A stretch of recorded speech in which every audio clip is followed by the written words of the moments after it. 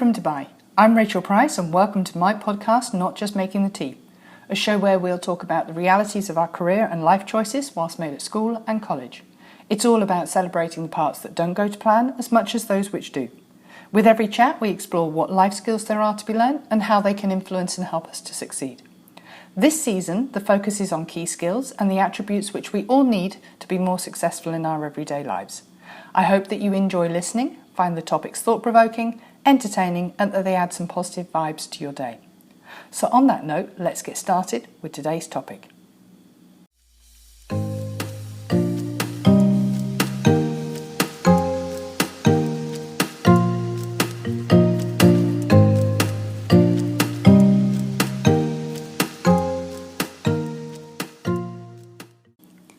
How to be more resilient in everyday life. Highly resilient people share three common traits, and luckily for us, we can all learn how to cultivate them. It would make sense to begin this podcast about resilience with a story of profound heroism in the face of grave injustice. Maybe Viktor Frankl surviving the concentration camps, or even Rosa Parks sitting wherever she damn well pleased. But I want to talk about resilience on a much smaller scale. I want to talk about being resilient in our own everyday, ordinary lives, yours and mine. Even if we're fortunate enough not to need heroic levels of resilience in our lives, it's important to know that we can all learn to become a little more resilient in the face of everyday difficulties and uncertainty. For example, being more resilient in our everyday life could mean that we are able to take criticism well rather than getting defensive and losing our temper. Are better equipped to process grief and loss in a healthy way rather than trying to avoid it or allowing ourselves to be consumed by it.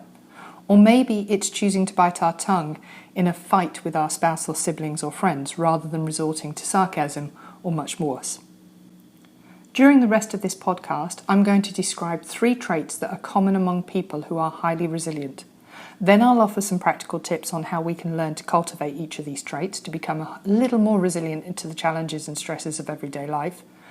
You might want a pen and paper for this one, for your own notes. There are lots of interesting tips and tricks this week, but I will also add a printable with my notes on in a link within the podcast information. So let's get started with trait number 1, acceptance of reality. Resilience does not mean being naively optimistic. In fact, a core characteristic of highly resilient people is that they are clear-eyed about the nature of the challenges that they face.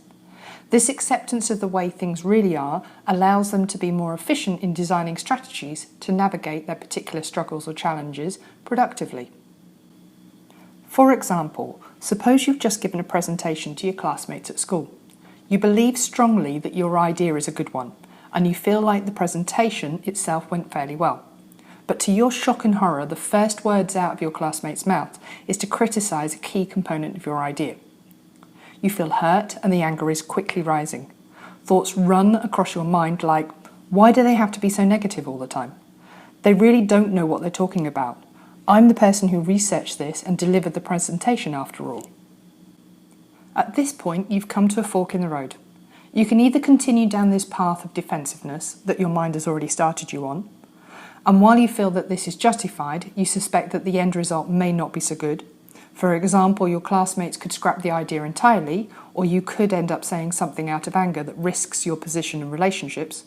Or you can acknowledge feeling hurt and upset, but try to better understand what your classmates' criticism is getting at, and whether in the long run it could lead to an even better idea. While difficult not to act on those defensive urges initially, this second pathway seems to be the smarter play in the long run. Do notice that while it's natural to feel angry and upset in response to criticism, and to interpret that criticism as unfair, this default response is not always in line with reality. Did your classmates actually do something wrong by pointing out what they saw as a weakness or a flaw in your idea? Are they really always being negative? And do they really not know what they're talking about? It's possibly not the case. A more realistic assessment of things might be that whilst they were a little blunt in their criticism, which whilst it hurts, it was not a bad point to make, or maybe it is true that they don't have as much technical expertise in this area as you do, but an outsider's perspective could be really helpful.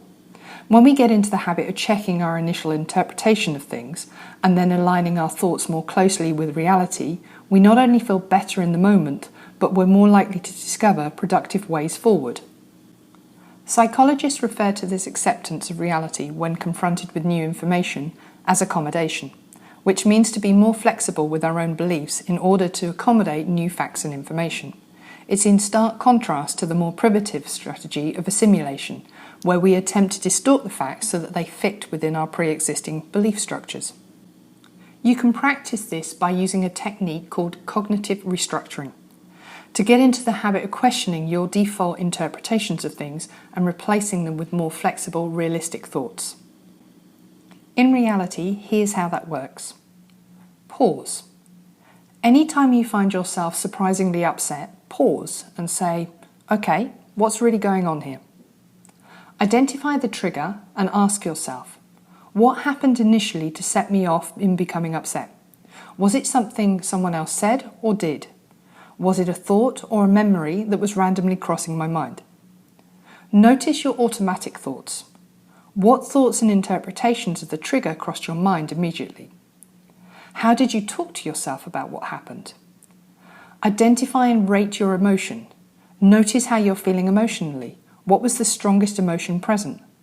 On a scale of 1 to 10, how strong is that right now? Now it's time to generate alternative thoughts. How else might you interpret what just happened? How would a third party see it?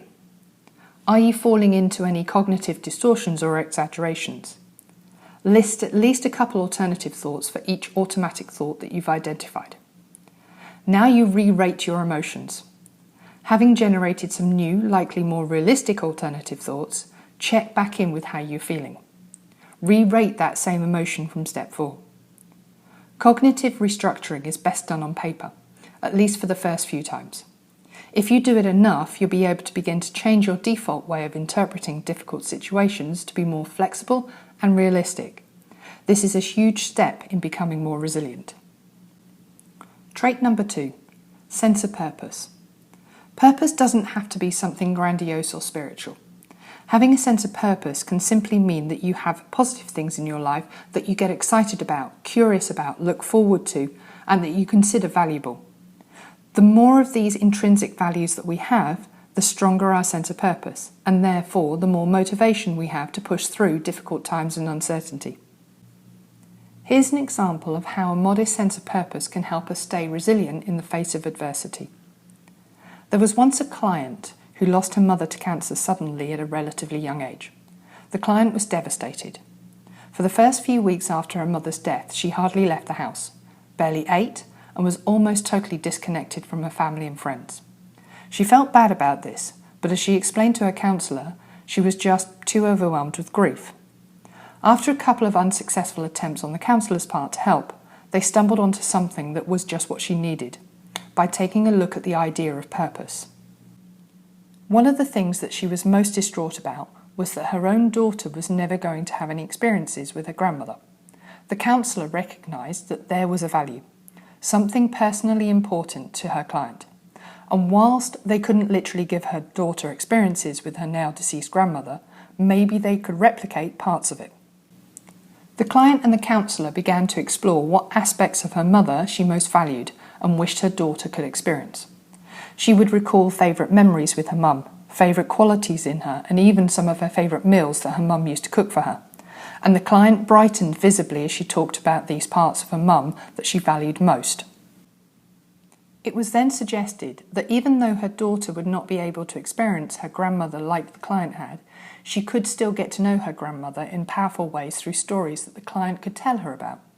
And at that moment, things really clicked. By clarifying a value she held dear, her daughter was getting the experience of her grandmother, she was able to generate a sense of purpose, telling her daughter stories about her grandmother, which in turn allowed the client to process her grief in a healthy way and move forward with her life. So how do we practice this? By using values clarification as a way to create a constructive sense of purpose to help pull us through difficult times and circumstances. Values clarification is a complex-sounding idea for a very simple activity.